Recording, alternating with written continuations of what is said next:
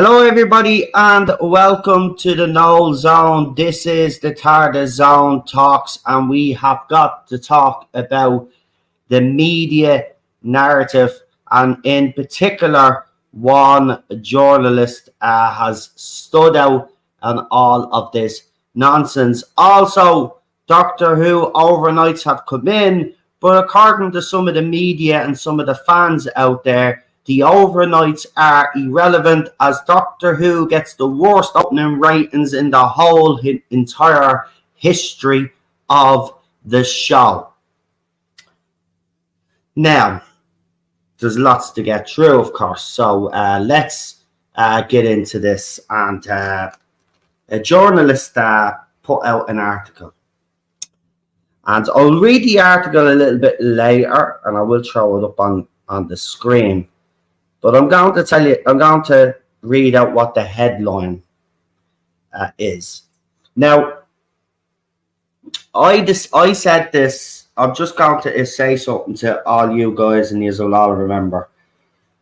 A couple of months back, even when RTD was cast, I said, if it went pear-shaped, the media would start formulating a narrative. And then all of these shill fans would then repeat that said narrative. And again, a few weeks ago, I reminded fans of that, and I told you if this goes pear-shaped, this is what they're going to do. And this is exactly what has transpired. Now, I'll get into the Jinx Monsoon article and all of that next week, right? But for starters, we're actually going to be very busy next week on this channel. We have loads to cover. And as I said, I am going to call these journalists out, and I'm going to call these people out because we are sick and tired of it as fans, and they need to be called out for their absolute vile, right? Vile, bloody propaganda, vile narrative, false narrative, by the way. They are trying to create a racist and homophobic narrative which does not even exist. Does not even exist. Now, I am not going to sit here and say that every single member of the fandom wanted to shoot Igatwa, right? That would be a lie. But the majority of the fandom, when he was announced, seemed to be absolutely fine with his casting. And that's just a fact. Whether you agree with me or not, that is a fact, right? Even the audience seemed to be pretty happy enough with the choice. Now, that's all changed, obviously, because since then he's done some interviews, and Shooty has done some interviews, and we'll be getting into that as well, because again, it furthers this racist narrative. Now, why do they do this, folks? Well, it's quite simple. When they know they've written shit, they need some cover, so they distract everybody by saying it's racist. Anyway, let's get into this headline, and then we'll get into the journalist that wrote this pile of crap. It's an opinion piece, and it says, sorry, straight white men, Doctor Who was never made for you. Now, the journalist's name, who I can't pronounce properly, so I'm not going to, but she's a she-whore, right? So I'll call her she-whore. So she-whore has made this bold claim. And she wrote this article for the Metro. Now, she's also wrote articles for Pink News, Digital Spy. She's a freelancer, but we'll get into that in a minute because I've done a bit of digging, right? And you've got to understand your enemy. You've got to understand the people that are behind this. And then you will come to the conclusion that I have, that it's all batshit crazy and they're lying through their teeth, because the bottom line is Doctor Who is awful. And I just want to say, I've seen some fans out there praise this, right? It's not for my place to really say, but you really have lowered your standards if you think that was good, because that was absolutely awful. That's the worst Doctor Who that I've seen. Give me a Jodie Whittaker episode any day of the week over the crap that I've seen. And I still haven't recovered from it because I still haven't done my review. I've decided that I'm actually skipping the review for these two, and we'll do it with the panel on Wednesday. Right, and then I'll decide after whether I want to do a single review myself or whether I'm just going to continue with the panel, right? because that's how much I hated this. Now, the Metro social media account on X has been taken down because of the backlash. The journalist herself, her, has also locked her account on X, right? And why these media outlets are getting freelancers in? I mean, your own journalist not good enough, no? That you have to get in freelancers. But to understand what's going on, we're going to have to do a little bit of digging. So I've picked a couple of things that I want to show you in relation to this journalist herself, and then you will understand why she has come out with a stupid article like the one she has come out with. Now, can I just add though, just credit where credit is due. Some on the other side of the fandom are not happy with this article, but I'm pretty sure that the main players will try and defend this journalist and will also try spin the ratings, which we'll get into a little bit later on. So, I have everything ready. Hopefully, the transition is smooth.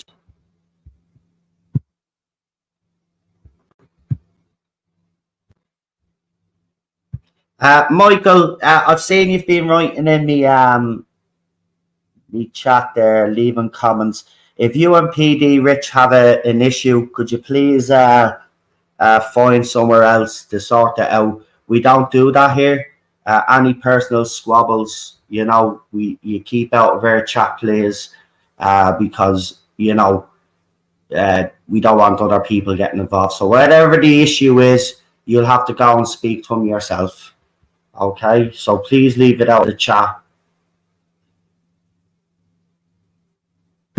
So let's get into this. Let's share.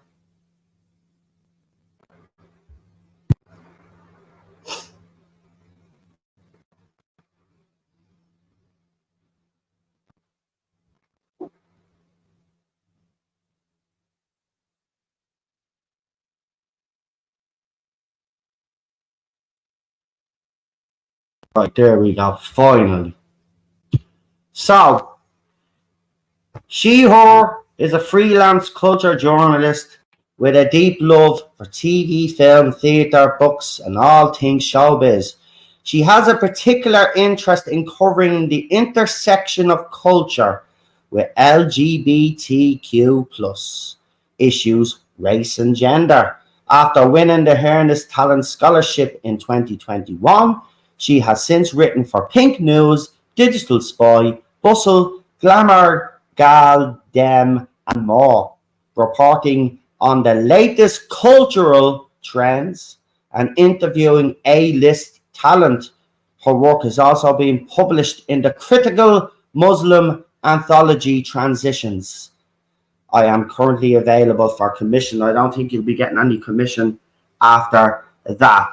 But you can clearly see there that she is an activist. Okay, she is actually not a journalist.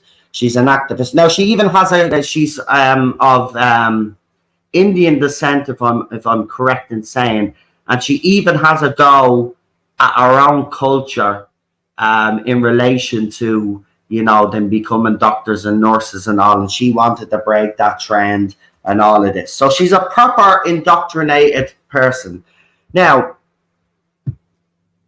why bring that up? Well, this was an article, a headline to an article that she did recently, right? That I'm about to put up, and you will know straight away, right, why this journalist wrote what she wrote, right? Because when you come up with headlines like this, not only is it irresponsible, but it just shows you that you lack the education. Because when you write an article like this, and the headline of that article is this, and you say you can be queer and Palestinian at the same time. And you wrote that article. Do you not know what goes on in Gaza with LGBTQ plus people? Or are you just stupid? I'm just asking. Right? So, when you look through our history, and by the way, I did put a link in the chat earlier on of all the articles that she's done with the Metro. Right? The Metro lists all the articles that he's done. There's some interesting headlines there. Right? But you will see there's a trend. And the trend is that this journalist, when she talks about indoctrination of our own people, when she talks about obviously how they become doctors and nurses, she wanted to break that trend, right? You could see that this journalist is like every other journalist out there. They're not journalists, they're activists, and they want to it's like as if they're angry with the world and they want the world to listen to them, and everybody else has to suffer the nonsense. Now, as I said, if you go through all of her articles, Pink News as well, she's done some whoppers for Pink News, by the way. I could have picked loads from Pink News, right? But it just shows you there's a trend, right? Even BBC brought in freelancers during the Whitaker era as well, right? And one article actually got through the net, and it was highly critical of the Chibs era. But that was that one time. They make the odd mistake sometimes. But this woman has single-handedly closed down, has been responsible for the backlash that has made Metro UK close down their Twitter account. She's also locked her own account because, absolutely ridiculous article that she's written. Also, the comment section of that article, which I'm about to read, you will see it, that there's even a backlash in there. So this article has not gone down well with anybody. And, the Metro out there and all of these other media outlets want to hang their heads in shame with this false narrative that they're pushing.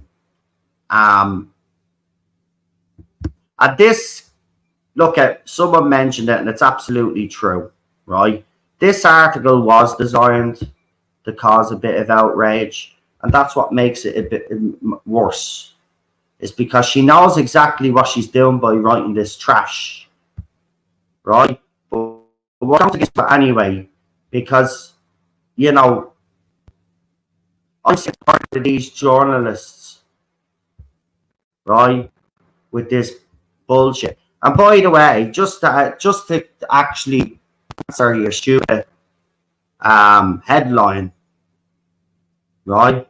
Doctor Who wasn't made for straight white males. Then who was it made for, you moron?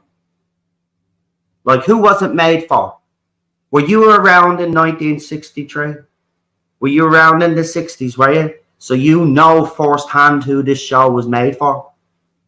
This show was made for little boys, and it was a family show. But little girls did watch as well, but it was mostly little boys, right? So you tried to say that everybody in 1963 was gay.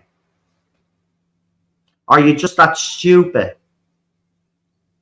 Because Doctor Who was made for what you call straight white males, because you're obsessed with straight white males. He's obsessed. It's the same thing that we saw during the Jodie Whittaker era. He's had this obsession with us, and I don't know why. Right? And we're getting sick and tired of it. Right? The bottom line is, and I'll say it again so everybody at the back can hear, Doctor Who isn't for everybody, and this is why the show is struggling, because they've tried to make it for everybody. Right? Doctor Who is a specialised show, right? In a specialised genre, sci-fi. Okay? Now, if you're a sci-fi fan, and if Doctor Who was written properly, you will get fans. but you're trying to make this a show for the general audience, and it's not working. It worked in 2005, right? But it's not working now. It's a completely different ball game now after the years that we've had, right? So it needed to go back to its core. It needed to go back to its roots. That's what it needed to do. And you needed to bring in sci-fi writers, right? The level of villain in this is a drag queen who's transitioning into a woman. And then you've got the Boger Man. So a snot monster, right? In the first episode. That's the level of monster that you're getting because this show is being written by people that don't understand the show.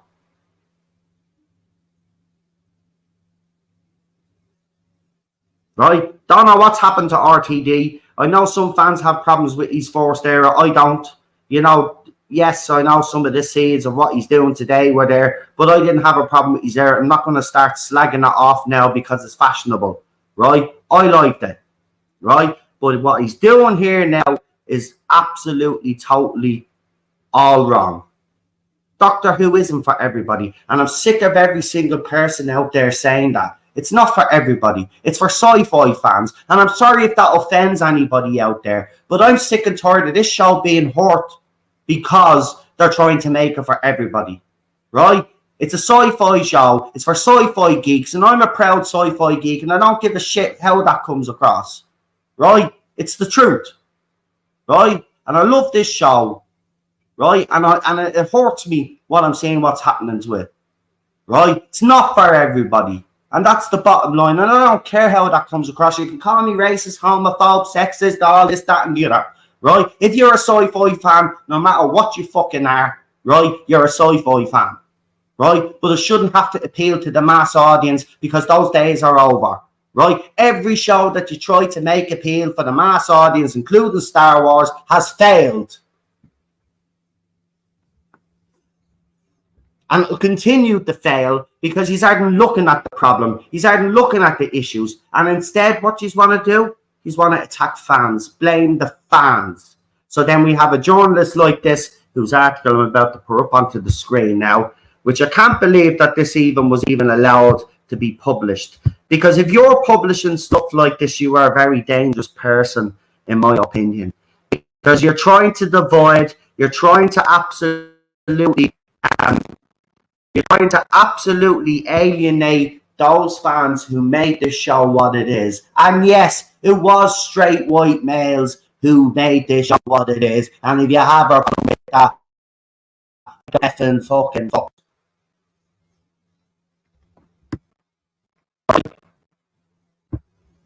And it's not homophobic either. And I'm not saying that the gay people and lesbians didn't watch Doctor Who back in the day. But what I'm saying is that, yes, but sorry, straight white men did watch the show. And it was made for families and for fucking little boys. And none of those little boys, or most of them, were gay, right? So get out of fucking town.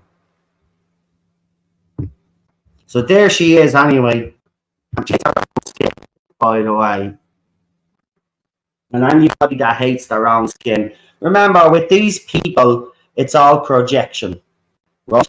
They scream about the fandom being racist, being homophobic, being sexist. Right? It's all projection because secretly that's what they all are. Or they were once in their lives, so they're overcompensating. So the rest of us have to suffer their bullshit every single day of the week. Me. Just like Bambi Tug last night in the Eurovision. Me. You lost and Israel came before us, so ha ha ha. Serious. Victim players, the whole lot of yous. I'm done with yous. Yous Muppets, grow up. Anyway, this Metro article is actually doing things to the computer. So there it is there, right? I'm gonna knock it off and I'm gonna read it from my phone because I want you to say, but that was the headline. So just in case anybody was doubting the headline, that's the headline, right? So I'm gonna read the article here. Well, I'm gonna read the juicy parts. I can't be asked to read this whole article because, to be quite honest with you, why would I want to read something that's fucking slagging me off? But again, as I said, we've got to call these journalists out every time they do an article like this, or they call fans racist, bigots, homophobe. We have to, or they'll continue to do. We have to push back against them. Forget about the fucking chill fans, right? We shouldn't even focus on them. And I'm pretty sure a load of them have had a go at me over me streams the other night. I don't give a flying crap, right? They're not the focus. Right, that's why I knocked the article off the articles on X. It always the same, mate. It plays havoc with my computer, so that's why I knocked off the article off the screen. So let's get into this. Sorry, straight white men. Doctor Who was never made for you. So she writes this, from the moment I saw Shooty Gatwa dancing the night away in a bright outfit during the 2023 Christmas special, I knew I would fall in love with his iteration of the Doctor. Of course she did. You fell in love with his iteration, not because he was just a man, it was because he was black. Right? Let's get it right. It's the only reason why you liked him. Right, because he was a black man. If he had been a white man, you would have been kicking and screaming after Jodie Whittaker. So let's get it straight. It was because he was black that you fucking liked his Doctor, right? Because with all of you journalists and all you shill fans out there, yous are so fucking shallow that little things like that is what gives you any sort of fucking joy. So let's get it straight. Not everyone was excited. I know. It was the same when Christopher Eccleston was cast. It was the same when David Tennant was cast, Matt Smith. But let's say, I bet you're going to say it was racist. Hold on. And not everybody was excited by such an unapologetic, queer, black Doctor Who, though. Well, see, Shooty didn't come out. He was ousted by Neil Patrick Harris, and now you're ousting him again because I think he still hasn't officially come out, has he? Also, but again, there you go. Queer black Doctor Who, though, that's what matters to you. See, as I said, if he was a white male, you wouldn't be excited for his iteration. So again, you don't really give a fuck about this main character, right? Except if there's diversity connected to it. So a vocal contingent, that's us, of keyboard warriors, we're keyboard warriors, folks, took to social media to claim the show had gone too woke. From arguing that the show has been torn apart by woke ideology to creating their own social media trend. Rest in peace, Doctor Who. But by the way, thanks for actually using the hashtag RIP Doctor Who in your article. It'll get everybody doing it now. Thank you. You don't need to go far to find the litany of tired complaints. They're not tired complaints, though. See, this is the thing. This is why you journalists are absolute creatures. And why is are locusts and why is are, do you know what, actually, is are worse than the pus that comes out of an infected wound. That's what yous are. That's how bad yous are. See, they're not tired complaints. They're valid complaints, you see. Right? And because the previous showrunner didn't listen, and it looks like the new showrunner is not listening, right? We still have the same complaints, right? So they're not tired, right? It's because people are not listening. Same with wherever country you're living in, your government's not listening to you. Same thing here, right? Nobody seems to listen, right? But here we go again with the lion. But I'd argue the show has always been socially progressive and inclusive. Yeah, it was, and nobody has ever denied that. But I'm glad you put in the inclusive part because A lot of other journalists would disagree with you there because they were saying it wasn't inclusive enough. But I'm glad you've actually, acknowledged the fact that it was inclusive. But this is nothing new to us Doctor Who fans, like. But the story writing was absolutely fantastic. The character development was absolutely fantastic. That's missing now. But let's continue. So she started watching Doctor Who, Jordan David Tennant's one, right? So she's a 10th Doctor fan. So she's a fan 15 years. And she immediately fell in love with the beautiful themes and found family combined with the captivating space and time adventures, and she never looked back. Then she goes on about the 60 years, blah, blah, blah, blah.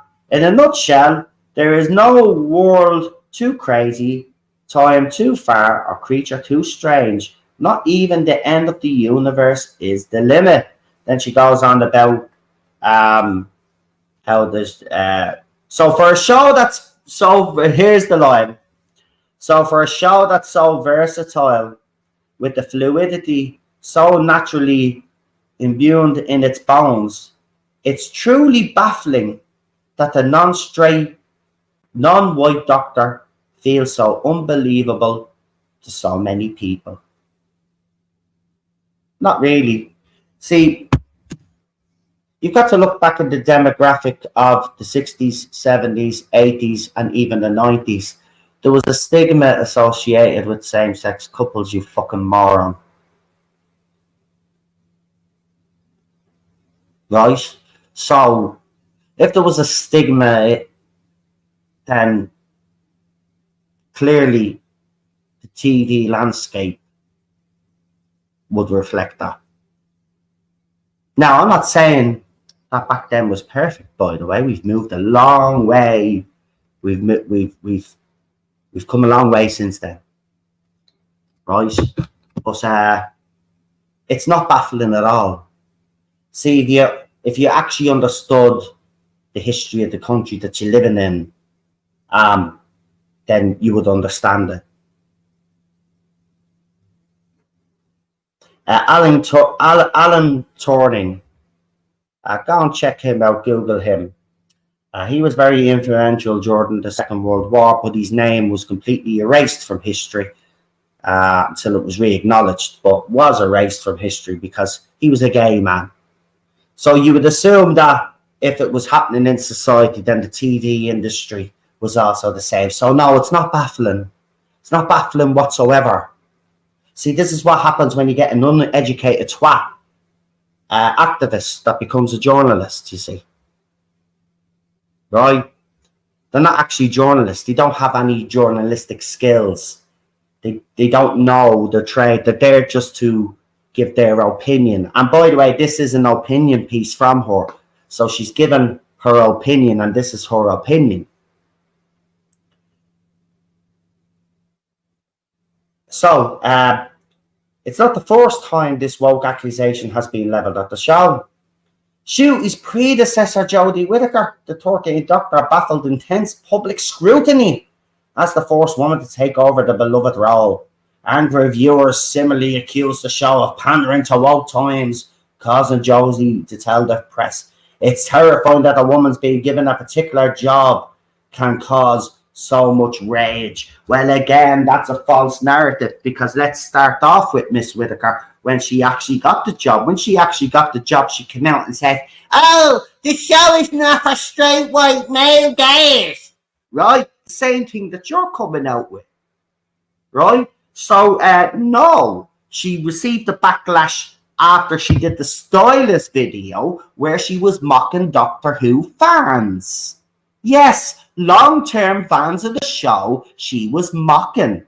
Okay?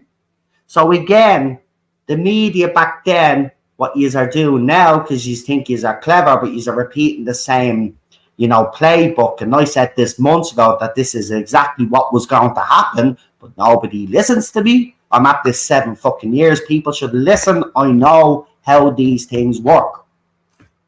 Right? But the same thing happened then. We were all sexist. We were all misogynistic. right? The bottom line is this. After 50 odd years of the show being male and you change it to a woman, yes, of course there's going to be a backlash. Of course there's going to be people that'll say, why are you doing this? Right? And we heard from the showrunner himself that he wouldn't have took the job unless he was able to cast a woman.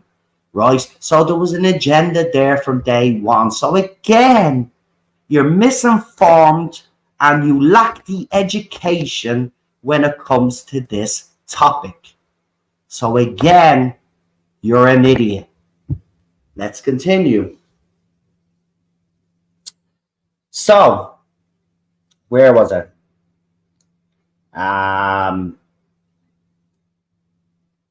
Yeah. Angry viewers, yeah. And now Shooty has been forced to justify his place in the sci-fi series since the news of his casting began in May 2022. In a recent interview with Attitude, the sex education star has spoken about the irrelevance of trolls. You are so angry over something so inconsequential that you can't be an interesting person. You can't have much in your life. But the bigoted, straight white men who have spiraled into meltdown clearly haven't been paying attention to the reboot's rich and ever-evolving history of multiculturalism and LGBT inclusion. Now, let's get into this part.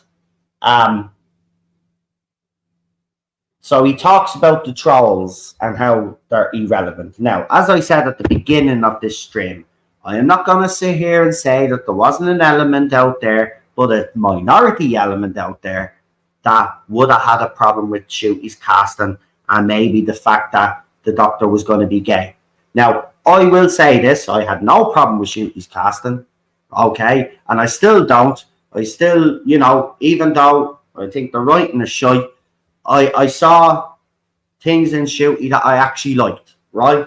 I'll admit that. I don't care if it goes down the wrong way in the chat. You know me, I'm out straight about it, right? But I don't like the idea that the Doctor being gay, and I'll be out straight about that for the simple fact of the matter is we already know that the Doctor has a past life, has a granddaughter, which means he would have had a wife and he would have had kids and so on and so on. And I don't want that to be belittled. Now, we've already got his origins belittled because, of course, he's a refugee from Gallifrey. Now, remember, the Doctor's a refugee now. They've actually said that the Doctor's a refugee. He's not a refugee. He was born on Gallifrey, but you want to change the origins, fair enough. If you want to piss fans off, that's your thing. But this is another reason why the ratings have gone down the fucking toilet.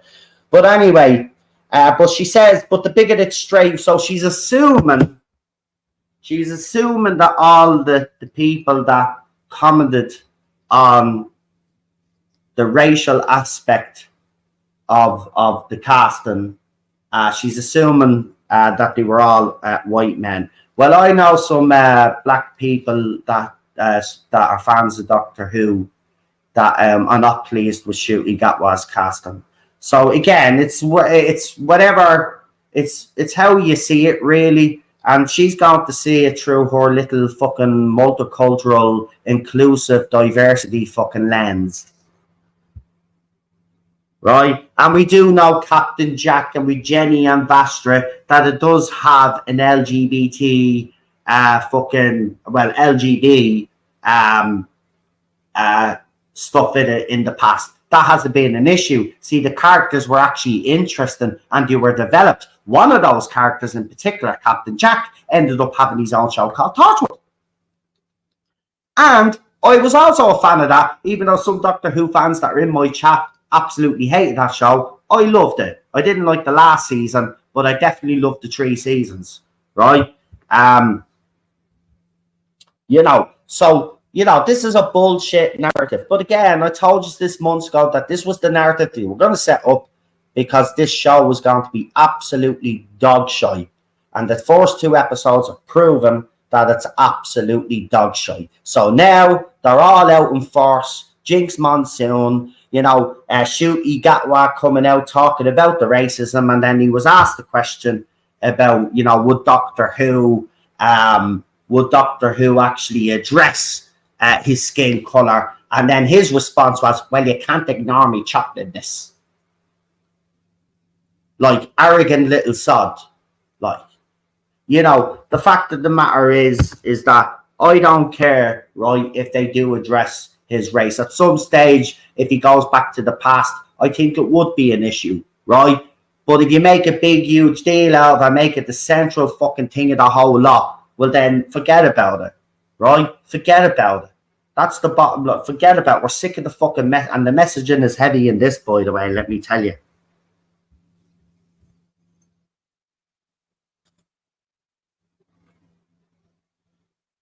So she lists all the characters that we've had in Doctor Who that were LGB and all of this other stuff, which we already know. And then she talks about the diversity with the fugitive Doctor. So you can see where this is going. She talks about Bill Potts. We knew Bill Potts was a lesbian, but again, you call her queer, but she was lesbian. But okay, fair enough. And then, you know, so we already know that the Doctor Who has a rich history. And of course, she brought up the whole thing with, we saw the doomed romance between herself and Yaz Mandip Gill in relation to Jodie Whittaker's final season, where Chibnall did actually tease the fact that they might, you know, kiss and all of this, but he never did, because all he did was he hung it out like a fish. He did, you know, he hung it in front of them, you know, the way you hang a fish in front of a seal. He hung it out in front of the fans and then he snatched it away because, you know, he hadn't got the balls, right? See, I wouldn't even have complained if he had the balls to go through with it. But the fact of the matter is, I knew he wasn't going to have the balls to go through with it, and that's why I was actually going mad. Because if you're not going to go full metal jacket on these things, right, don't do them at all. Simple as that. Because I can see through all of this bullshit. But you don't need this bullshit in Doctor Who, because Doctor Who's a sci-fi show anyway, and this is the problem. You've inserted all of this modern day politic. The trans message is definitely heavy and will continue to be heavy. The messaging is going to be absolutely all over the place. But that's the article, right? There's a few more little bits and pieces there where she says,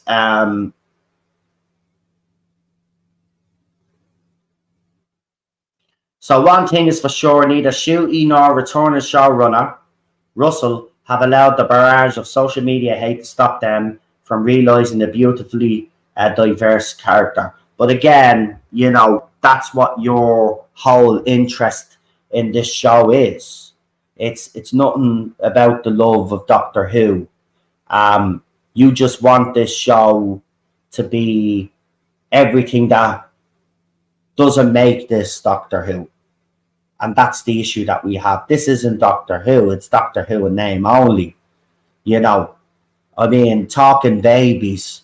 Even the lip syncing and that was so fucking bad. I'm sorry, but the lip syncing was even fucking awful. Like, you know, the best scene in that was where Shooty's doctor was scared and the kids. I'm not going to lie, I actually laughed at that scene. It was probably my favourite scene out of the 2 episodes. It was hilarious. I'm not messing. See the doctor scared the shit out of kids. Now, I know some were complaining on social media because, you know, Airside will pick up on anything to complain about. And that's fair enough because we've seen how we've been treated over these last few years. So I understand it. But I absolutely thought that was hilarious, right? So I didn't mind that as much. But it was dog shit. It was all dog shit. Like, I mean, you can't even polish this. And I mean, it looked beautiful. Another thing again, I'll say, you know, the budget just does show, and it's such a goddamn pity because it looked absolutely amazing. The only thing I'm pissed off with as well is at the start of the first episode, we got like literally a minute and a half of dinosaurs or something, and that was it. So that kind of pissed me off. So the 15th Doctor has already been confirmed as unapologetically queer, with a nod to Shuey Rwandan's heritage in his character Screwdriver through a proverb inscribed in Gallifreyan. again, I have no problem with the inscription. But the doctor, as far as I know, the doctor hasn't confirmed, or the showrunner or Shooty has not confirmed that the doctor is queer. So again, you're jumping to conclusions and assumptions because you so bad need him to be queer. And by the way, I just want to say, when I do say that word, I do feel uncomfortable. But this is the language and the terminology that these lefty lunatics use. And in order to do what I need to do, I need to bring myself down to their language to make you understand how fucking disgusting it is. In the words of Shooty himself, Doctor Who matters for people of colour, for marginalised people who really gravitate towards the show because it's about friendship and it's about adventure and it's about union and unity. Right, Shooty, I just want to say something on that. No Doctor Who fan in this fandom has told black people that they can't be a Doctor Who fan. So again, you're talking out your arse. That's what you're doing. You're actually talking out your arse. And I'll get into your interview next week with Jinx Monsoon. But you're talking out your arse. No Doctor Who fan. This was the same narrative that Jodie Whittaker used. Women were unsafe in the fandom and women weren't allowed to like Doctor Who. And that was a bullshit narrative as well. See, the same playbook, folks, but the language has just changed, right? Instead of it being misogynistic and sexist, now you're racist and you're a homophobe, okay? And then, of course, he's pushing the trans issue as well. If you have a problem with that, you're also going to get the extra label of being transphobic as well, right? So it's the same playbook, just the language has changed. There is something in Doctor Who for everyone, not just a few. So while the haters continue shouting into the void about the identity of a fictional alien, I'll be switching on every Saturday night to see the human race celebrated in all of its glory. And that's what this journalist is all about. Right? Yeah, listen. Right? Again, Doctor Who isn't for everybody. Doctor Who is for sci-fi geeks. Right? And the problem with Doctor Who, with Star Wars, with Star Trek, and all these other sci-fi franchises that are actually struggling is because you tried to make them for the mainstream audience. Back in the day when Doctor Who did it in 2005, I do believe it was necessary. It was the only way you're going to get the show back full tilt, and it worked.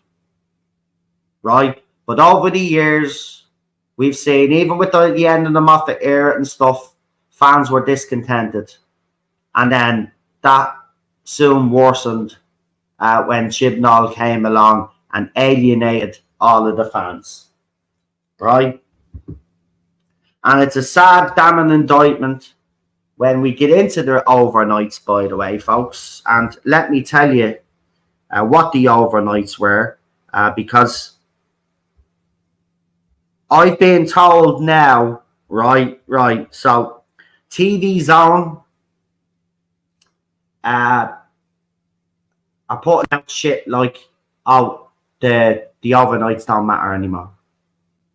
I've seen fans now run with that, you know, oh, the overnights don't matter. Right, if the overnights don't matter, I'd like to ask you all one simple question, right? It's just a simple question, right? But you won't be able to give me an answer because what you are saying is absolutely bullshit. So if the overnights don't matter, like you are saying, well then explain to me why RTD fought to get the prime time slot back on Saturday night. If the ratings didn't matter, why not just leave it on a Sunday then? Leave it on the dead night. So explain to me why they fought for the prime time slot for Doctor Who on a Saturday night if the ratings don't matter. See, what you don't understand, especially you morons on the other side of the water that have been defending all of this, the bottom line is that the overnights do matter. See, BBC is in competition with ITV, Channel 4, if it is even in competition with Channel 4, but it's in competition, right? And ITV will put out a show the same time as Doctor Who for direct competition. They've done it in the past as well, right? So the prime time slot and the overnights do mean something. Now, do they mean as much as they did probably back in the day? No, because as I have acknowledged, TV habits have changed. But the overnights should not be dismissed. The overnights are still an important measure of who's watching live. And to tell you, I mean, it can't get any worse than this. It'll probably get a bit of an uptake because Moffat is on next week. But that's a but. But the ratings where is it? I have it here somewhere. I'm not going to put them up on the screen because the computer is acting up, right? So, Jinx Monsoon has obviously blocked me. Well, I mean, if you're going to come out with an article like that, I have the right to come out and say, you know, what I said. You know what I mean? So this is what TV Zone said first, right? Doctor Who ratings incoming. A word of warning, they do not include the iPlayer pre-BBC One transmission figures or those who watched on devices, so they're even more irrelevant than before, but still worth noting, coupled with the good weather, not quite Doctor Who's lowest ever overnight ratings, but 2.2 for the Easter special in 2022, but not far off if early indications are to go by. And then the first episode got 2.6 in the overnights, and then the second episode dropped by 200,000 and got 2.4. So it's already dropping, folks. It's already actually dropping in the overnights. And here's the thing: both episodes were on at the same night. They were released the same night. So when people watched the first episode, 200,000 people decided it wasn't worth watching the second episode and tuned out. Right? And media outlets like TV Zone and other media outlets, and now the fans are repeating the same bullshit that the overnights are irrelevant and they don't mean that. Yes, they do. Right? And they have been lying about the consolidated figures as well. We even seen them fudge the consolidated figures for the specials. So they're gonna mess with these as well, by the way. They'll delay them, or there'll be some fucking problem, and then they'll add the extra days on like they did, as Lee actually exposed problem being exposed. Now we got Nicholas Horton here, who has put, I tend to stay neutral about LGBT in any media. Listen, mate, I don't mind if it's not the focus. We've had characters in Doctor Who that have been LGBT, right? And we've never had an issue with them because the characters were written well, right? But in fairness, you know, it's still a sci-fi fucking show. You know what I mean? You don't bring in... You shouldn't even be discussing that sort of shit in a sci-fi show. That's the point. This is not a biology class. This isn't sex education. You know, it's Doctor Who. It's a sci-fi show.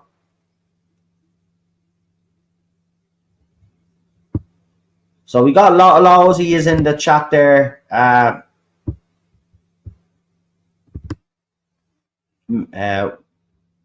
Messaging in a way. Let me see. There's some people agreeing with Torchwood as well. Anyway, yeah. So the ratings are not good. Listen, I'll wait to give me a review, but all I'll just say is I am not surprised one least little bit.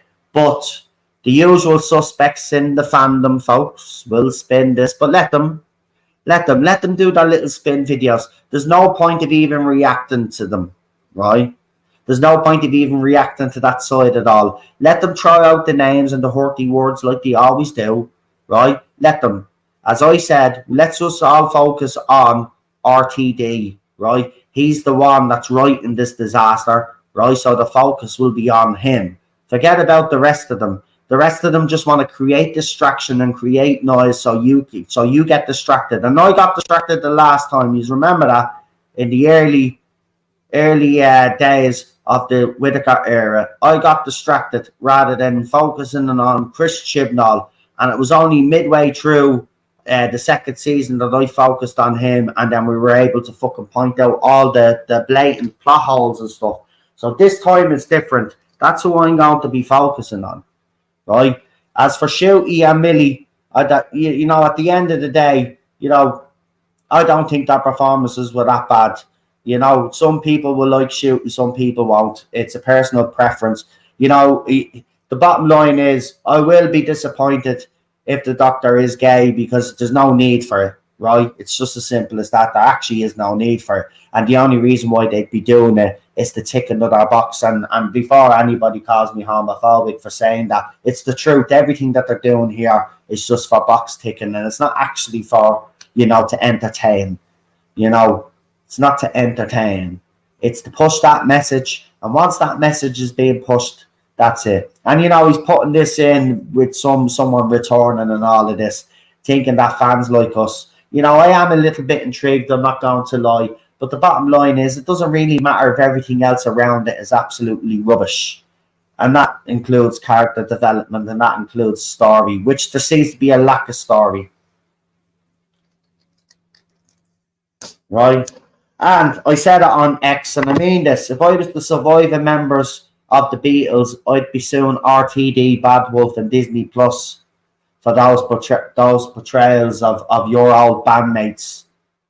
Right? And the betrayal of Paul McCartney as well. Absolutely disgraceful.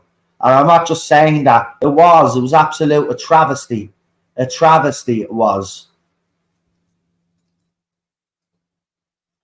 And again, what did I tell you? RTD has this fucking fetish with wheelchairs and fucking prams with flamethrowers. Seems to be the new thing now. Things flying out of wheelchairs and fucking flamethrowers out of fucking buggies now.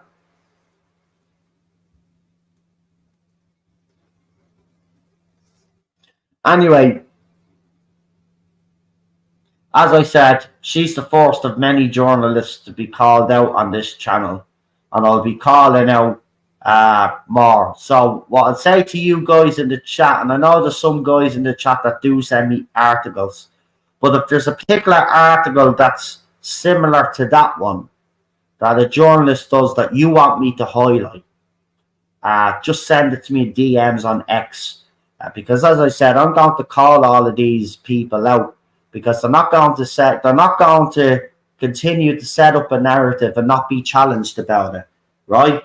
Yes, there was a small minority, and I mean a fucking small minority of this fandom that were racist towards Shooty. I even called it out myself. There was no need for that.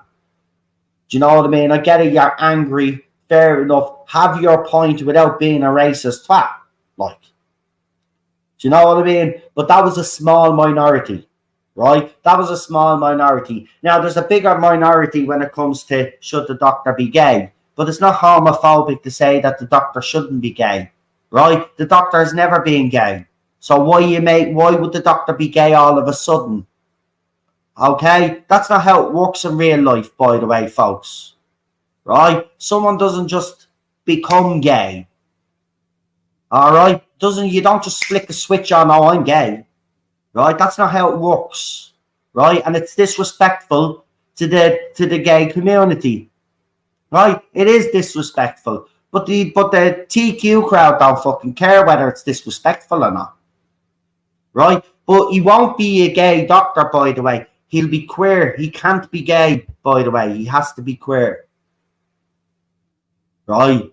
That's what they want, because she mentions queer several times in that article.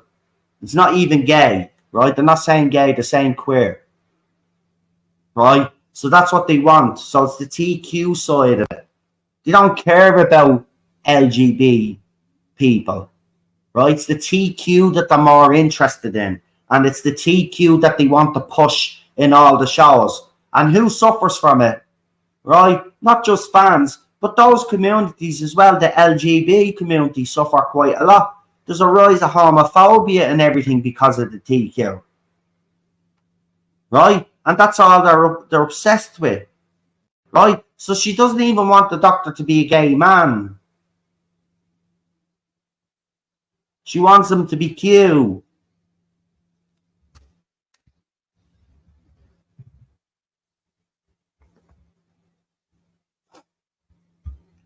As I said, I have no problem with anybody in life being who they want to be. But once it doesn't encroach on other people's beliefs or anything like that, or if it, and I don't want it forced either, right? But that's what we're seeing happening. It's being forced everywhere. For God's sake, I said this a few weeks back, right? They even made Chucky a fucking killer doll, right? Charles Lee Ray does voodoo, ends up in the doll, right? The good guy's doll, right? Even Chucky now is fucking bisexual or gay because he's kissing fucking one of the characters in the fucking show. Right? A doll, even a doll, right, is not immune from this bullshit.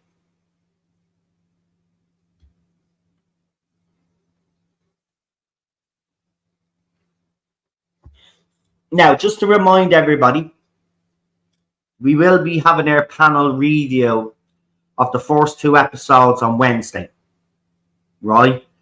So I'll be joined by Cinnamon Toast, who's in the chat. I'll be also joined by PD, Queen Charlotte, as you know, but also Matt Pop. I don't know if he's awake now because he's in Australia. The time zones are different. I don't know what time it is over there, but he did put up a post and said that if people were doing panels, and I said to him I'd love to have him on. So he said it before AM or something in the morning for him when we're streaming or whatever it was. And I asked him, was it all right? And he said, yeah. He said he was looking forward to it. So I don't know if he was taking the piss or not, but we should have Matt Pot with us on Wednesday as well as the special guest. And if there's any of our other panelists that do join us for other streams like the Real Super Doctor, or anybody that has seen the show. Now, if you've seen the show only, I'm not bringing anybody on now if you haven't seen the show, right? It's unfair because you'd be just repeating a narrative that's going around out there. I just want people on that have seen the show. So if there's any other the panelists that I've had on before, like, as I said, Real Super Doctor there, if you would like to come on, you're more than welcome to come on, and that's Wednesday, and we start at 7 p.m. of course. So if you want to come on, I could bring one more person on, so I'll offer it to you, Real Super Doctor, because you're always in the chat supporting me. So if you want to come on Wednesday, you just let me know. You just let me know in their private chat, right? And I will get you on. Sure, I will come on. Well, there you go. It's sorted. So the panel will be Cinnamon, Real Super Doctor, Matt Pot, PD Rich, Queen Charlotte, and myself. So there'll be 6 of us on the panel. 6 of us on the panel. So come and join us, because there will be, I'm pretty sure there'll be varied views on it. I don't think everybody will be as critical as I am. Right? I could safely say that. I don't think everybody will be as super critical as I am. But I honestly do believe that this is the worst Doctor Who that I've ever seen. And that goes with classic and new Who.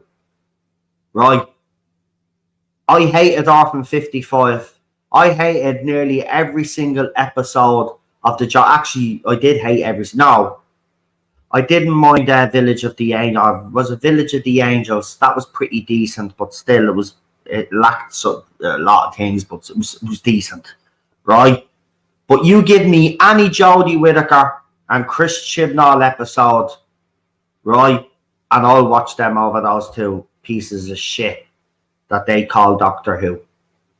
And by the way, I know people are commenting on the old... there was a scene in the second part of the episode where Jinx Monsoon was playing the piano, and they started the Doctor Who theme, and then it transitioned into the main theme, and everybody thought that was brilliant. Now, I actually thought that was disrespectful, to be quite honest. You know, we have Murray Gold's Doctor Who theme, right? That Doctor Who theme should not have been disrespected like that. I'm sorry. That was done deliberately, by the way, just to piss people off. And I did not like it. And I just want to say, on the overpraise that seems to be going on, I don't know where you are getting it. Look, it's not for me to tell you whether to like it or not. But I definitely do think that there's a lot of Doctor Who fans out there that wanted this to work so much that they're actually lying to themselves how good this is. Right? They're actually lying to themselves how good this is. This was awful, lads. And unless you actually grow a backbone and start calling this shit out and start calling these journalists out and breaking the fourth wall fucking now 4 or 5 fucking times, for fuck's sake. Right? But no, seriously, unless you all grow a backbone and stop lowering your standards, right, we're never going to get anywhere with this show. Right? We're never. As I want to read something from Ian Levine. Now, as you know, I don't always agree with Ian, right? And I haven't with his handling of the whole issue with the classic stuff and you know, him having a go at people and stuff like that. But he put up a tweet earlier on, and I absolutely agree with it 100%, right? Where is it?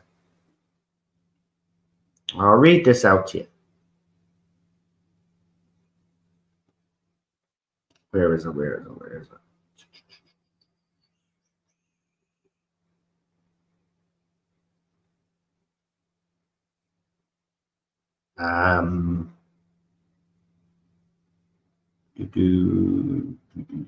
Don't tell me he has me blocked, does he? That'd be funny. That'd actually be funny.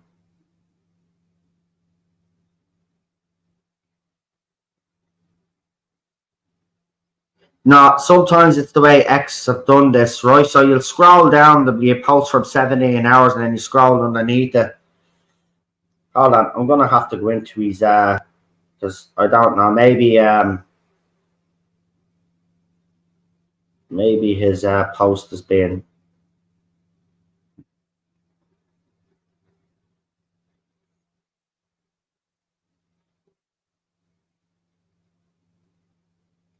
right. So this is what he said.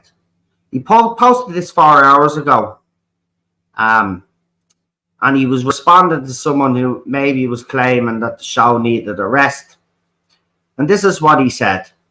He said it does not need a rest. Far from it. It needs a showrunner who loves the show and doesn't have his head rammed up his arse, obsessed with his own gay, lesbian, trans agenda. Disney was poised to make it a hit. Instead, people switched off in their millions. It's predictably tragic. And that's what I mean. With the budget, with the potential that this show had, if Disney had have insisted that this was done properly, we'd be sitting here now probably looking. I said if the first 2 episodes managed to get around the 8 million mark, I would consider that relatively successful, considering where the show has been and the turbulence it has been in the last few years, right? It hasn't even passed the 3 million mark, folks. And it doesn't matter what the consolidated figures are, right? So what if people watch after the fact, right? It adds another 4 or 5 million onto it.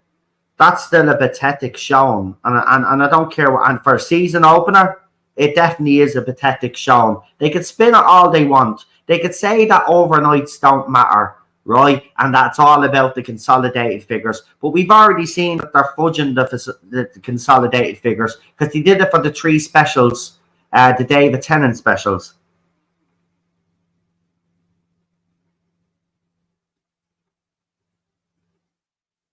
So he's also had a go at Benjamin Cook. Benjamin Cook most certainly sucked the life out of the first Dalek story, which I held in my hand and saved from destruction. I saved it only to watch that untalented hack re-edit it with a broken meat cleaver. So he's not happy with Ben Cook, but neither am I. I'm not happy with Ben Cook. I'm not happy with Crystal D. These are all these people that are responsible for where this show is today, folks. They facilitated this downfall, right? And of course, there's others out there that I won't mention because I'm sick of mentioning his fucking name, but I'm pretty sure after Ballstreck has done his video, he'll be on the fucking case and do his hit piece. So look out for that. He'll probably even have a go at me as well. Oh, by the way, if he does have a go at me, I don't care, right? Because I have people saying, "Oh, Mr. So-and-so is that they're having a go at you in this video." I don't care, right? Don't let me know what he does. Let him do it. If he wants to do a hit piece on me, let him. He'll drive more traffic to the channel anyway, right? So I don't care, right?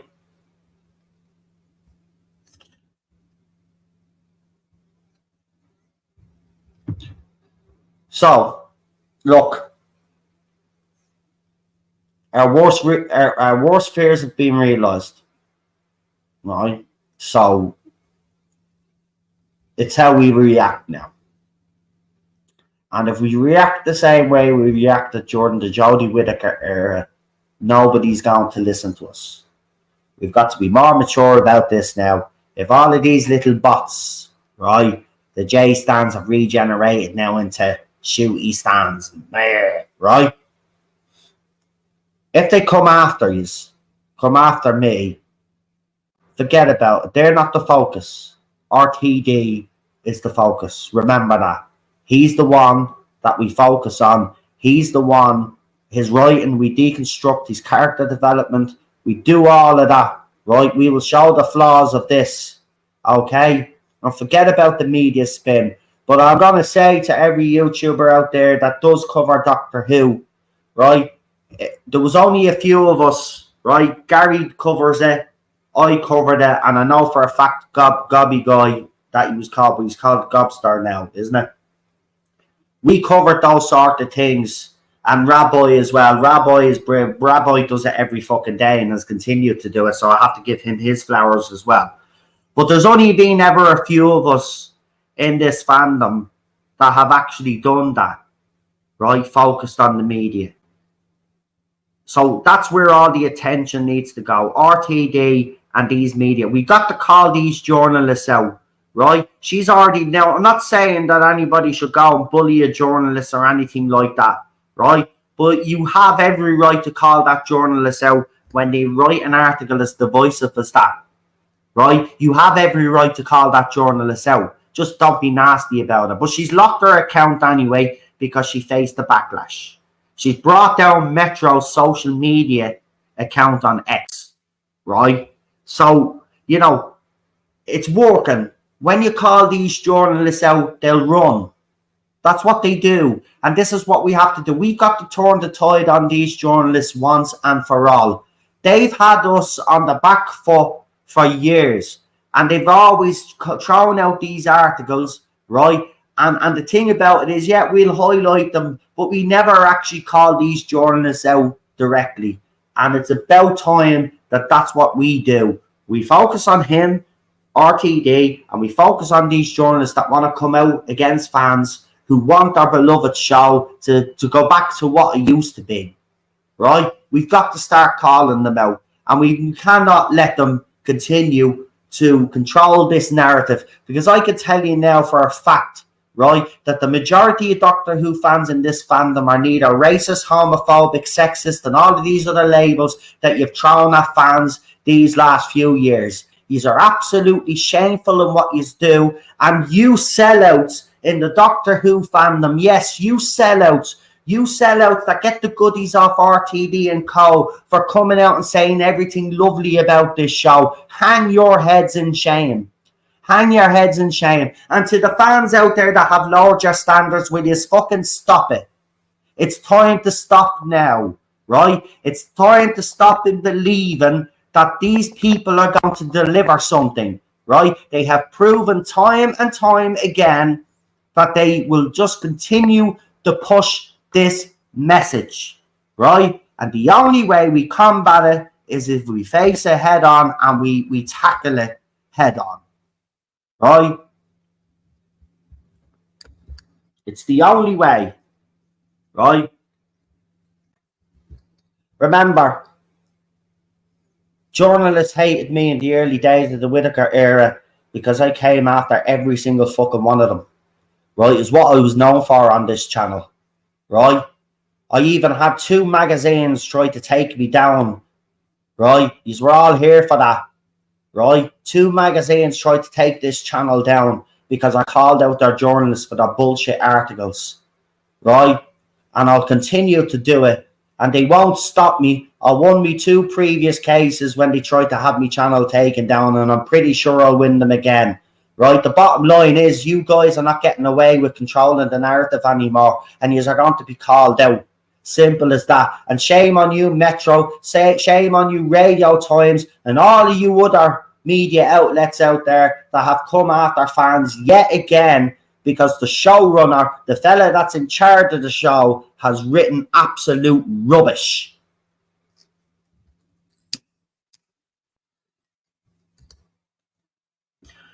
And, you know, I got called out, I did, because, you know, yeah, the scene with the phone, him buzzing, jazzing up the phone for Ruby, was obviously the exact same scene in, you know, the end of the world in his 4th season in Doctor Who. And the fact that I called out and said it was lazy, and I start getting lectured off this fucking person that it wasn't lazy. Of course it's laziness. He has nothing new.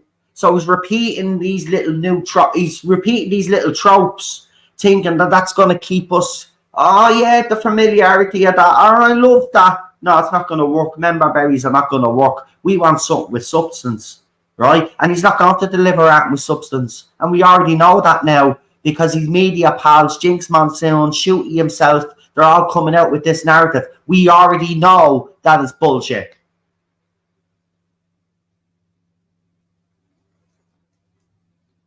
Right? But you fans out there as well that have lowered your standards, you need to stop. Seriously, guys. You need to stop. Right? The bottom line is this isn't good enough. Right? It's not good enough. It's not at the standard where it should be.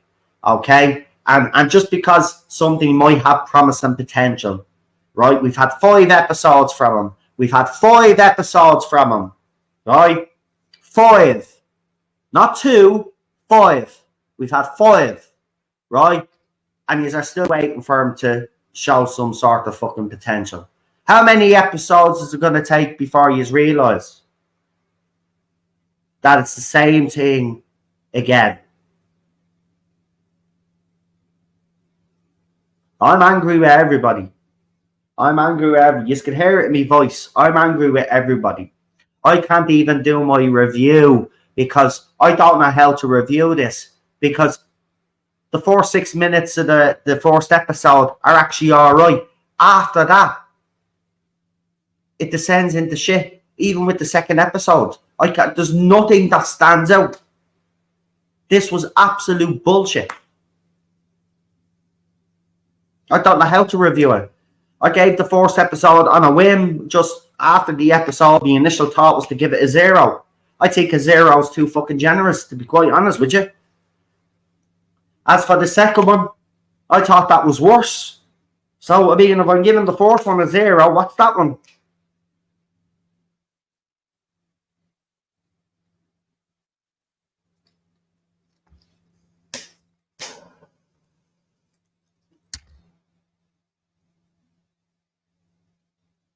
I'm going to let you in with a little secret. Do you know the way I told you that after I left the watch along that I was going to watch Pyramids of Mars? Well, I actually ended up watching The Power of the Doctor, and I actually enjoyed it.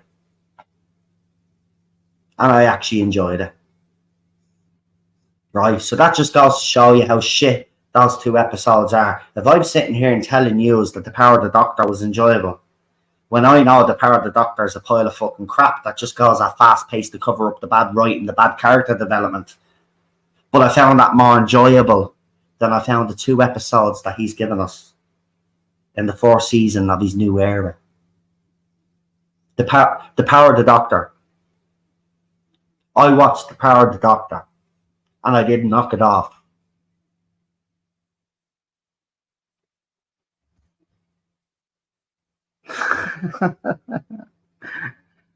Oh. Anyway, it's going to be a very interesting week ahead. There's loads of articles to cover, as usual. But as I said, I am not going to sit here and allow these journalists to think that they're going to get away with setting this narrative again. But they've been setting up the past couple of months anyway, and I warned you anyway. I said this even the day that RTD was announced. I actually said on that stream, if it doesn't go well, they'll set up the same narrative. I've been saying it from day one, and it's actually transpired that way. And Lee has been one of those people that have said it as well. There's loads of us that have said it. We knew how this was going to play out. It's the same playbook. The language has just changed now. Instead of misogynistic and sexist, you're now racist and homophobic or transphobic. You know, that's it. But it's the same playbook. See, they've got nothing to left, and especially the activist journalists. They have no other tactic. It's the same shit over and over and over again. But we haven't really, yes, we've pushed back against some of it, but we've never pushed back fully, collectively, as a fandom, and that's what we need to do now. Right? We've got to tell these people out straight, I'm sick of your fucking bullshit. And again, when you write an article, right, that says Doctor Who, sorry, straight white men, Doctor Who was never made for you. When you make such a ridiculous statement like that, and I asked you at the very start of this stream, you moron, who was the show made for? Were you around in the 60s? Were you actually there? Were you, to make such an uneducated opinion? Like, were you actually there in the 60s? Because again, as I said, mostly little boys would have watched Doctor Who. I'm not saying no girls would have watched Doctor Who in the 60s, but it would have been mostly little boys, and they would have sat down and watched it with their mas or their mummies and daddies would have been in the sitting room or wherever they were watching the TV while the kid was watching Doctor Who. Right? So what you're trying to say is all those kids were gay back in the 60s then?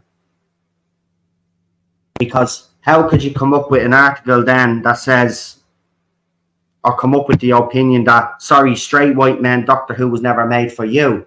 So then who was it made for back in the 1960s? Eh?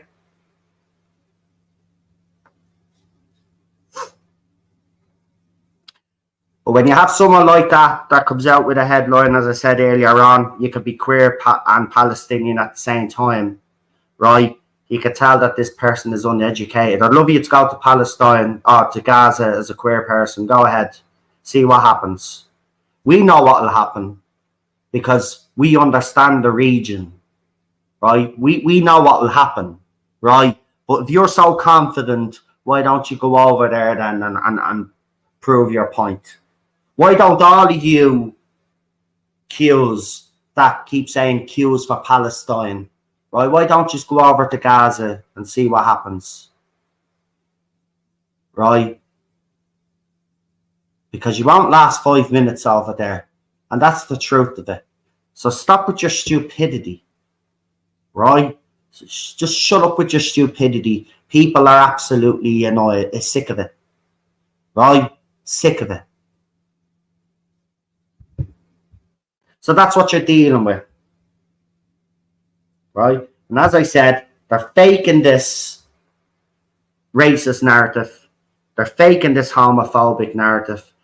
And also, they're calling fans transphobic. You've heard David Tennant telling people to go F themselves because people have come out and said that, you know, doing that to children is wrong, but David Tennant would disagree with you, and so would his missus. You know, so that's what you're dealing with. And this is why they're getting called out. And someone in the comment section, I won't mention, says, you should just walk away. Listen, I could. But you can tell from my voice, I actually absolutely don't give a shit anymore. Right? I am doing this because I want to. Because someone out there, yes, there'll be other people that'll do it, but this is where I'm in my element. I love coming out against these media. I'm going to call them out. I'm going, listen, if people thought I was bad during the early days of the Jodie Whittaker era, you ain't seen fucking nothing yet, because I've been rewoken with all of this bullshit. Right? I've been rewoken now. Right? There's no half-assing it now. This is it now. I'm in full tilt. And every single journalist that comes out against fans is going to get a response off me. It's as simple as that. And as I said, at the same time then, we're going to be analysing, you know, the boss's writing. Right? I don't care about the personal performances. It's all about him and these shill journalists. And that's the end of it. So, buckle up, folks. Buckle up, because I'm not going anywhere.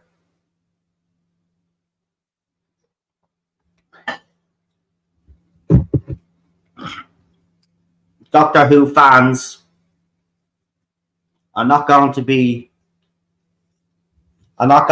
demonized and chased off social media and bullied anymore. It's not happening, and I won't allow it to happen, and it'll be called out. It's as simple as that. Because these people absolutely sicken me. We are living in a sick society right now, folks. Right? Our whole world is sick. It's got this virus going through it, and it's being fucking pushed by degenerates. And just like I do with the Irish movement, I am coming out full fucking tilt.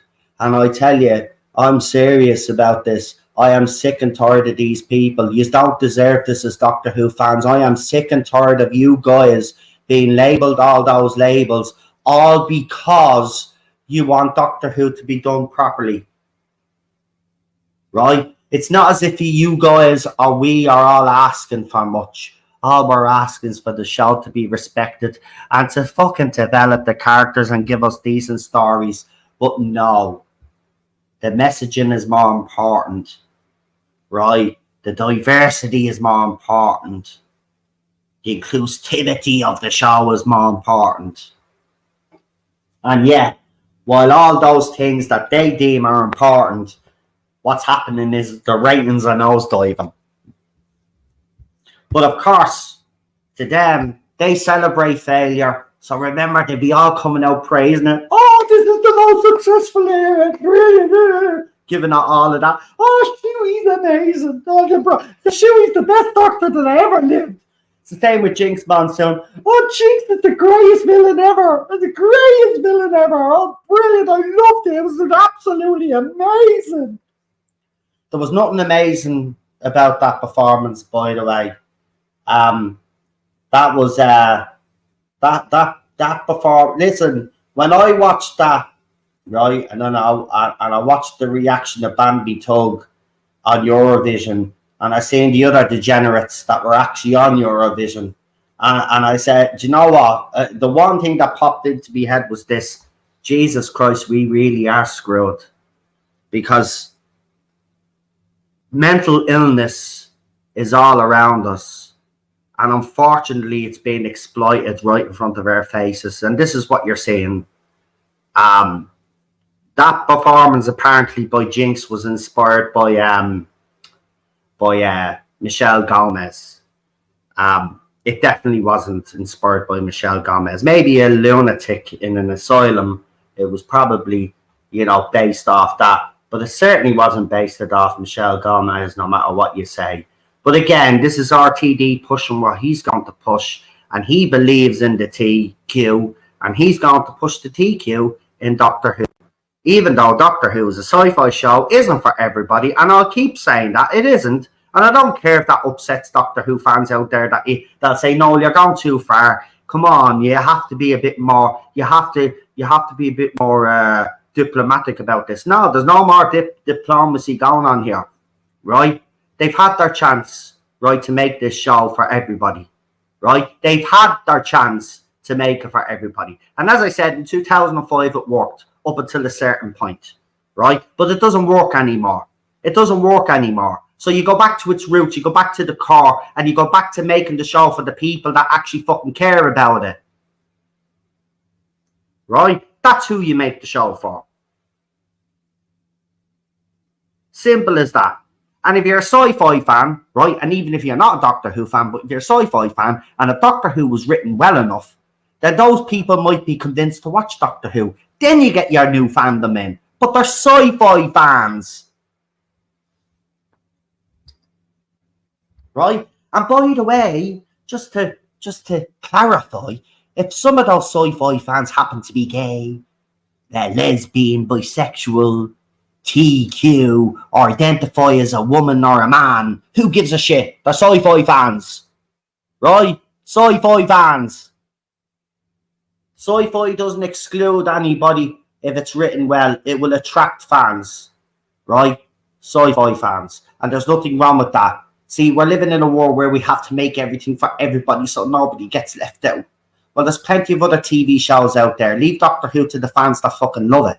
Same with Star Wars. Give Star Wars fans back their fucking franchise. Give Star Trek fans back their fucking franchise. And give us Doctor Who fans back their fucking franchise.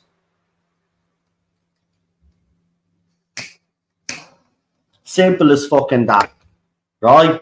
It's our fucking show. It wouldn't be around if it wasn't for fans like me and the fans who are older than me. Right? So, you know what? It's about time you fucking recognise that. Right? Because they're the fans that you're pushing away. And if you think the show is going to survive without those fans, you've got another thing coming. It will not survive without those fans.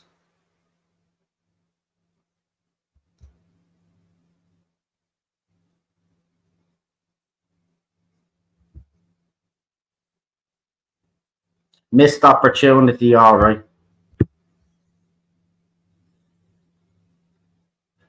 Definitely a missed opportunity. I know who that is, but I won't say. But missed opportunity. Well, I think I know who it is because same as his email, but I'll say nothing. But missed opportunity. But just think we could have had a proper sci-fi with JM. I can never say fucking Stransky, but you know who I'm talking about. He actually did. He did actually. I remember that whole interaction on X. He was very excited. Very excited. So yeah, I knew who that was straight away. Well, I'll say nothing because there's obviously a reason why you're doing that. So I'll stay stum.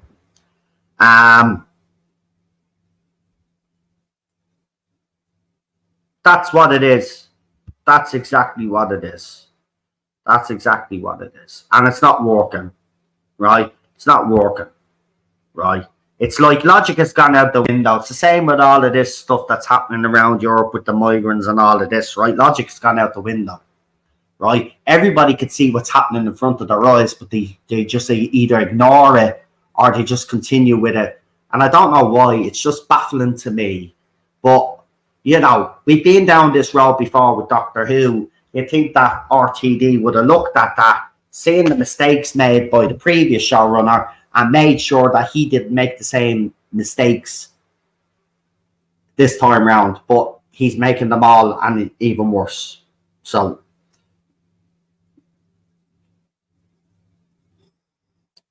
but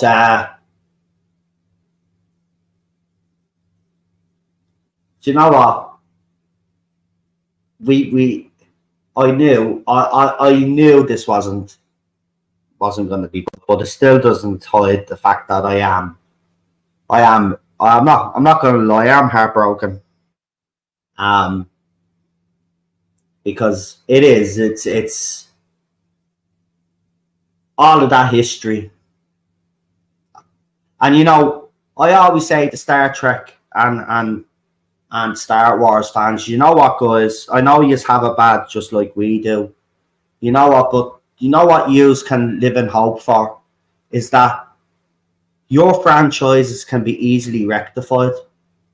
They can be easily fixed.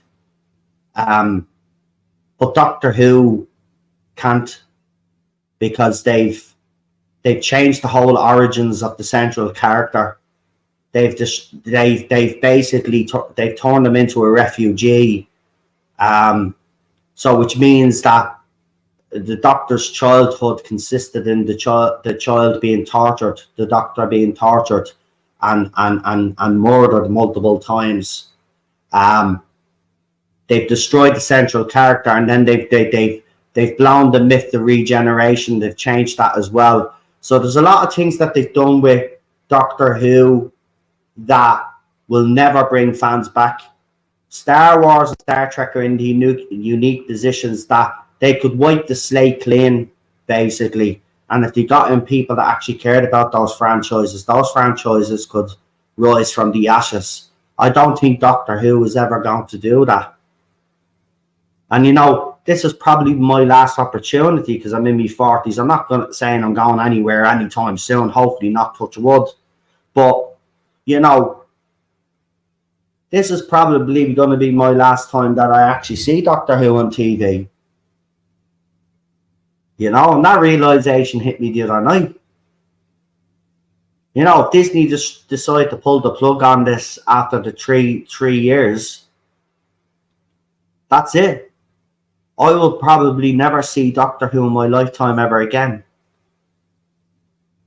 Obviously, the younger ones in the chat there may get lucky and may get to see the show be reborn.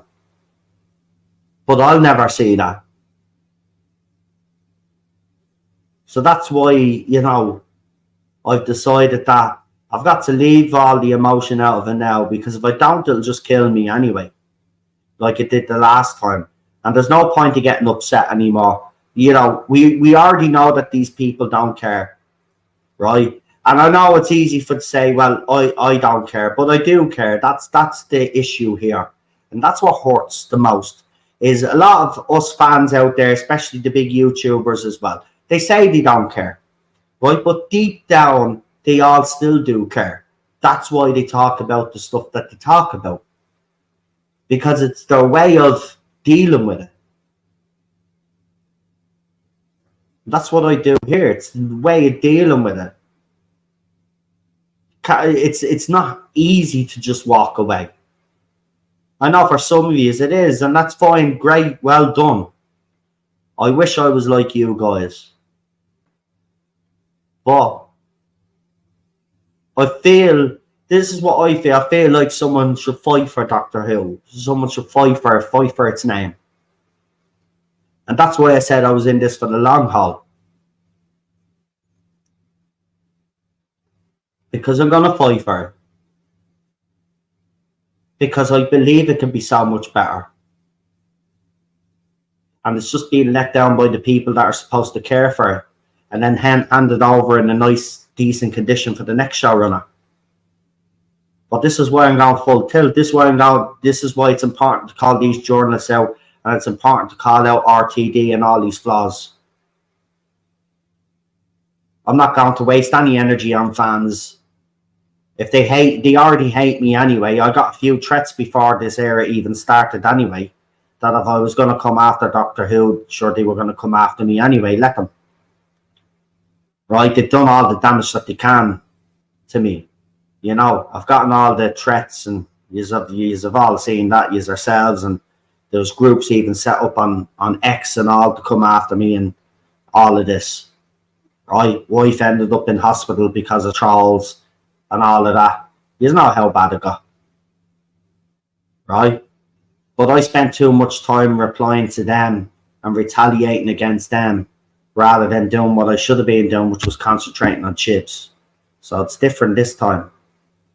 because I've heard it all before. So as I said, the left usual playbook, do you know what I mean? So the Jodie fans that are now Shooty fans, they'll use the same playbooks the last time, except the language will change. As I said, instead of sexist and misogynistic, you'll be racist, homophobic, and transphobic now.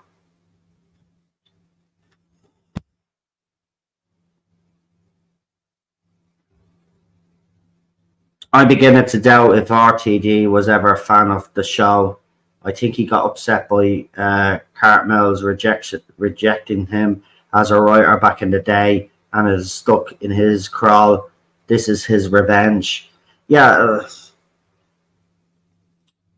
you know, I have to agree with you. I said this a few when he started coming out the bullshit and talking the stuff that he was saying. I actually even said it then. I don't actually think he is a fan.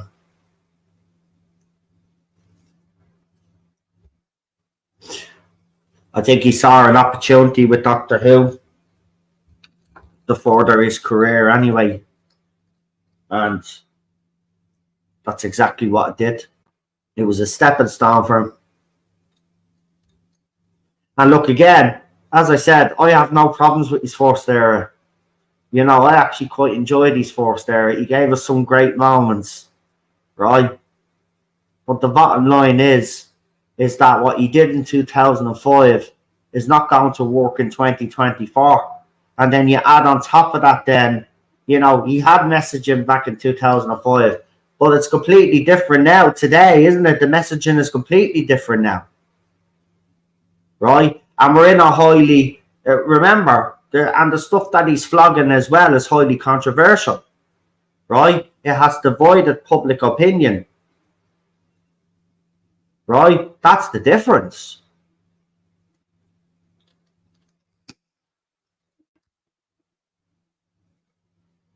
Anyway, I think I've said everything I've had to say, but we've had 100 people watching consistently to the stream. So I want to say thank you. Now, it is on 3 different platforms. It's on YouTube, it's on Facebook as well, my own personal page on Facebook, and X as well. Because I want people to hear what I have to say, because I don't care, because the bottom line is that we're sick and tired of this. And just a word of warning to all you journalists out there, you ain't getting an easy ride this time. You come out with that bullshit, you're getting called out. It's as simple as that.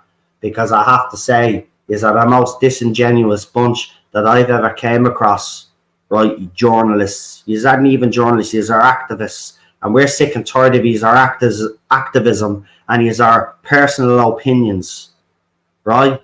We don't want to be listening to your personal opinions, right? If you can't review Doctor Who with an open, if you can't go into Doctor Who without using your personal opinions or your personal beliefs influencing you, well, then you shouldn't be writing for Doctor Who. So you shouldn't be writing articles for Doctor Who. The bottom line is that the consequence of that is what we've seen today, that Doctor Who wasn't made for straight white males and never was, apparently. So there you go. That's the bullshit that you get. Right? And we had the same thing when Jodie Whittaker came out with the straight white male gaze. And then we had Radio Times and other media outlets go flog that bullshit for weeks and months.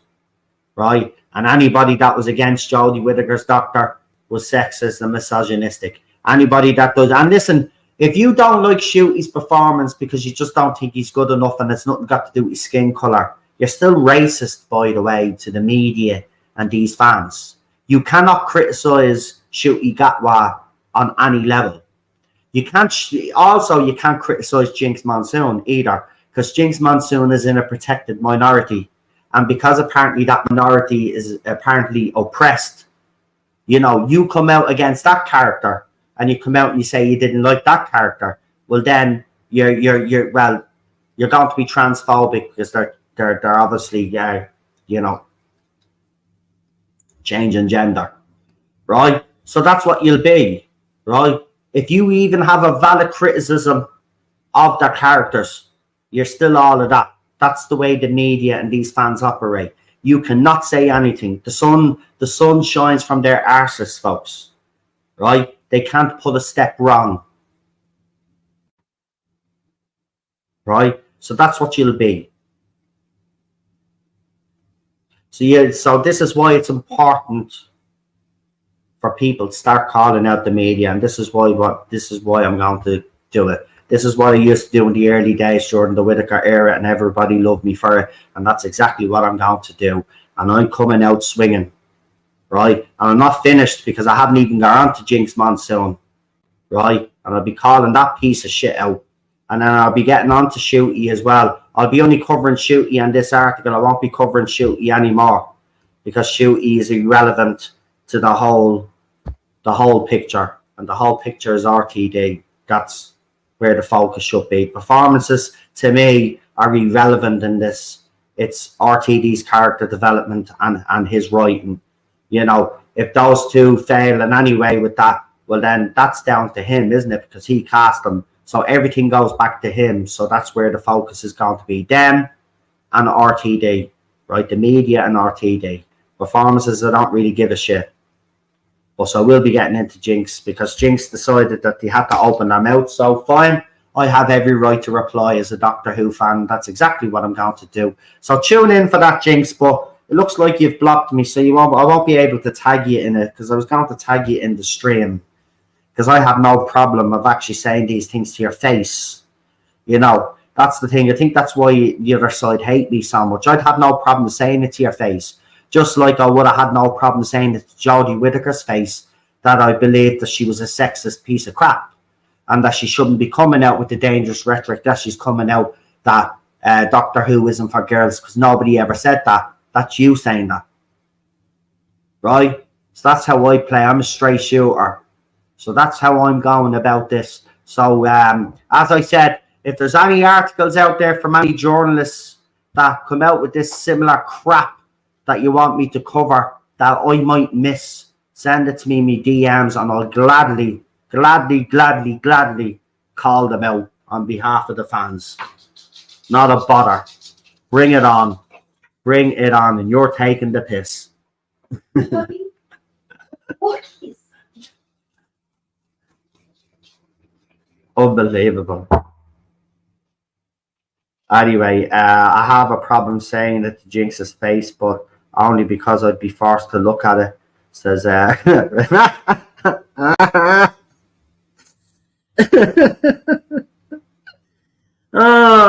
always count on Lee to give us a laugh before we fucking we live.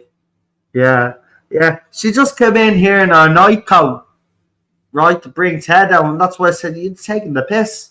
It's fucking like, you know, she's only going down to the car park or whatever, man. Mad. Anyway, yeah. So that's what I'll be doing. So look out for that. So more than likely, I'll probably be back tomorrow. And I'll be covering the Jinx Monsoon article.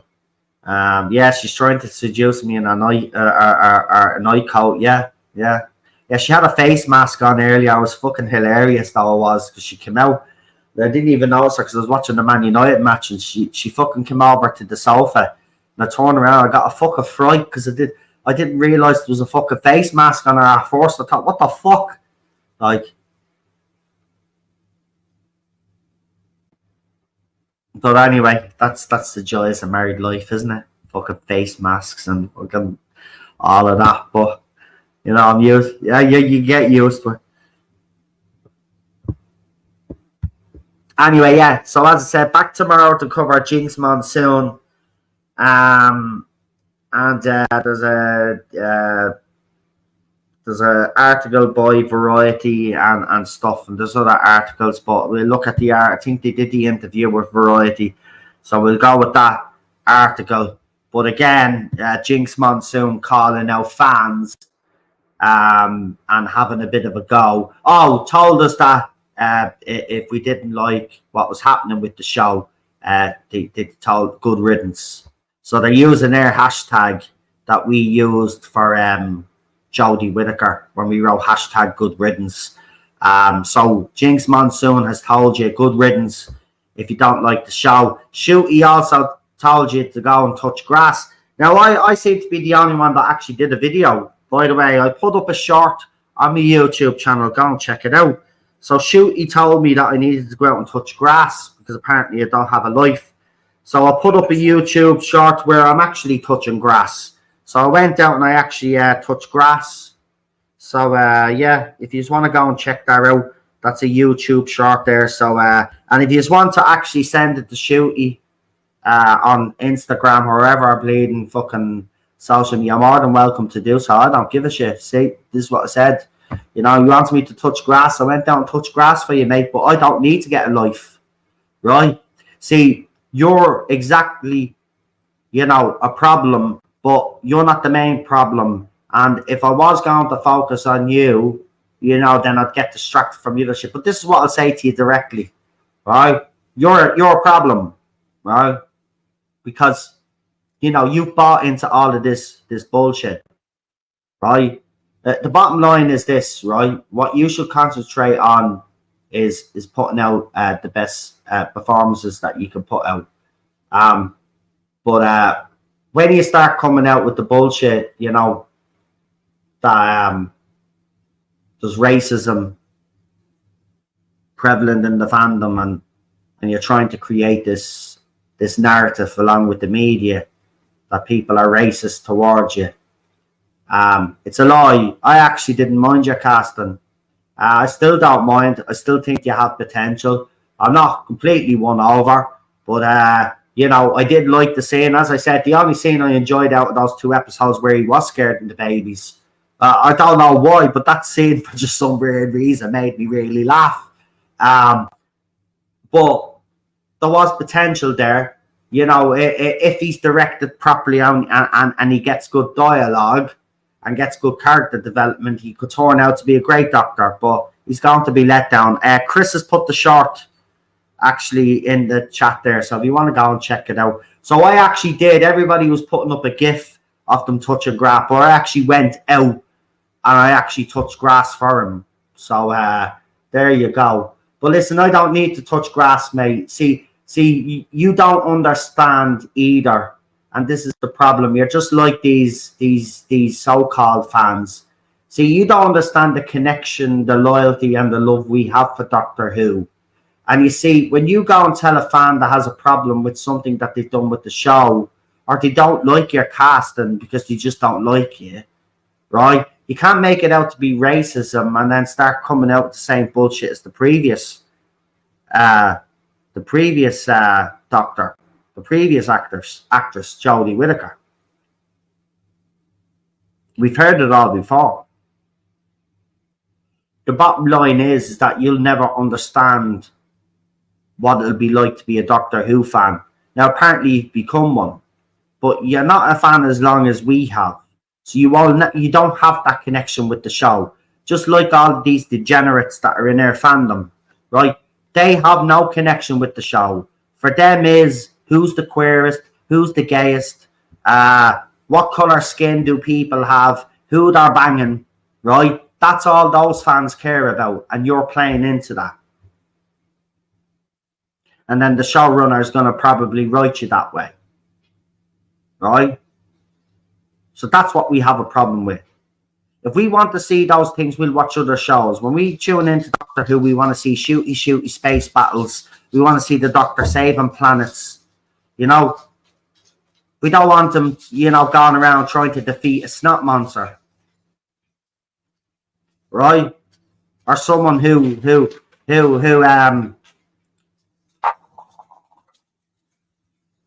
or someone who's fucking, you know, an absolute creature of a vile person, right? I mean, that article by Jinx Monsoon is absolutely, Cinnamon said it in there, right? It's absolutely disgusting. But remember, this is nothing new from Jinx Monsoon. This was the same Jinx Monsoon that put a podcast up on X and thought was appropriate for younger fans to hear about Jinx Monsoon's sexual experience where a condom was stuck somewhere, right? Jinx Monsoon thought that was appropriate to put out after they were casting Doctor Who, right? So Jinx Monsoon's vileness has come out before, but we're going to cover Jinx Monsoon and why I believe that people like Jinx Monsoon should not be cast in any TV show.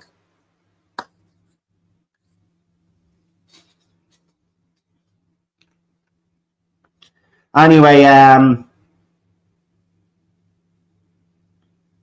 the battery is about to go dead. You got to go. The battery is about to go dead. Yeah, well, it's nice to see it, Lee. So have a good one.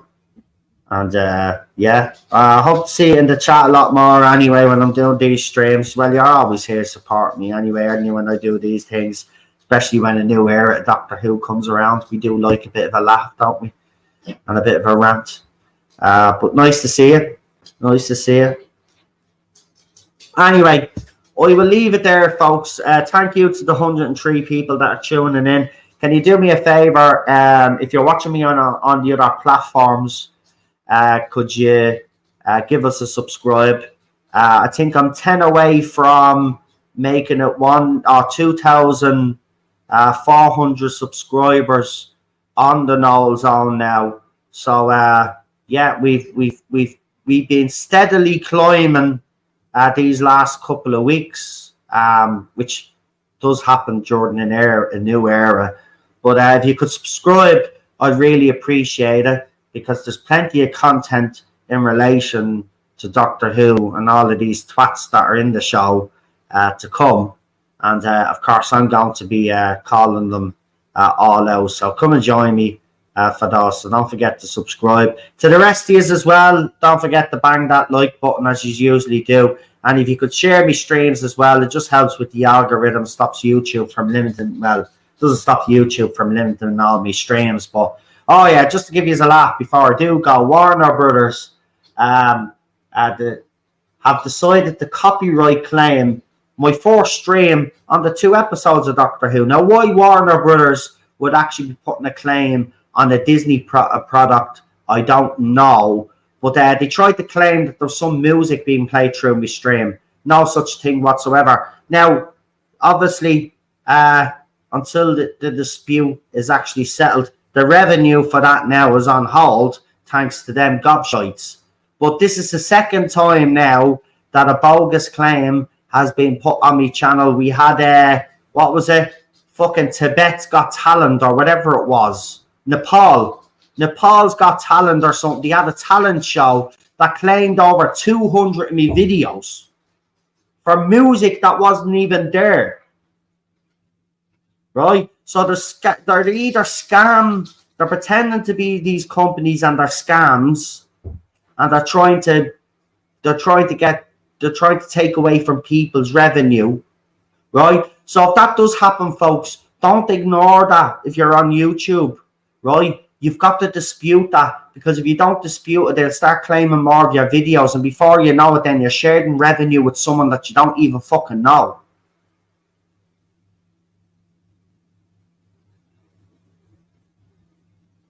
And as others have said out there, you know, this is happening a lot. This is happening a lot. It's unbelievable. And this has happened to me a couple of times now. Oh, and by the way, as well, they're fucking limiting me movie streams. Every single one of me movie streams get fucking limited. And we don't even show the movie on YouTube because we can't, because of copyright. All we're doing is reacting while we're watching. And I have a chat with people in the chat and they chat back, and that's the stream. And then, do you know what? I appeal all the time and I win all the time. Something dodgy is going on, man. Something's dodgy is going on. And as the Cyber Next Zone says there, like, do you know what I mean? It's nothing to do with Warner Brothers now. HBO Max are no longer have streaming rights to Doctor Who. So why are they fucking claiming videos on my fucking... And it was the first one as well. There's something dodgy there. Anyway, if you haven't watched my reaction, and by the way, yeah, I've noticed that the sound was a little bit bad. It was crackling quite a lot. Now, I didn't really realise that during the live stream. It seems to be an issue with my camera. So I'm not going to be able to use my camera now, got moving forward, because there's a lot of crackling, and I wasn't happy with the fucking stream to be. I know you could hear the majority of it, but there were times where it was breaking up and all, and I don't like that. So I won't be using the fucking camera when I'm reacting to these episodes. So, you know, but you'll still hear me fucking voice, and you'll hear the anger in me voice if it gets any worse. But Stephen Moffat is on Saturday night, so we'll see if there's an improvement. A lot of people are hopeful because it is a Stephen Moffat episode, but I said this a month ago. I said, if the first two episodes are shy, sure, by the time the Stephen Moffat episode comes around, sure, will the audience even bother? Will the audience even bother? And if you're seeing from the ratings, you know, the audience didn't bother. So I don't think they're going to bother with Moffat. So anyway, Cinnamon said he'll miss me gorgeous face. Feck off you cheeky little sod, you money mess. Thanks, I know I'm handsome. Anyway, don't forget to like, share, subscribe, especially subscribe. Share those streams as well and hit that like button and leave a comment as well. If there's anything you need to get off your chest, get in there, and that's what it's there for.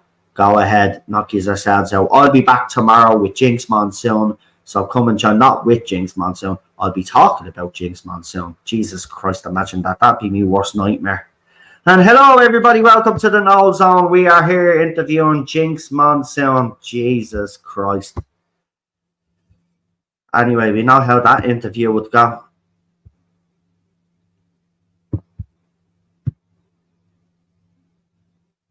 Hold on, I'll just see. Yeah. Good night, Nicholas, and good night, everybody in the chat. We leave it there. Talk to you tomorrow, folks. Have a good evening. Bye-bye. And it's this trailer here. There you go. Got it.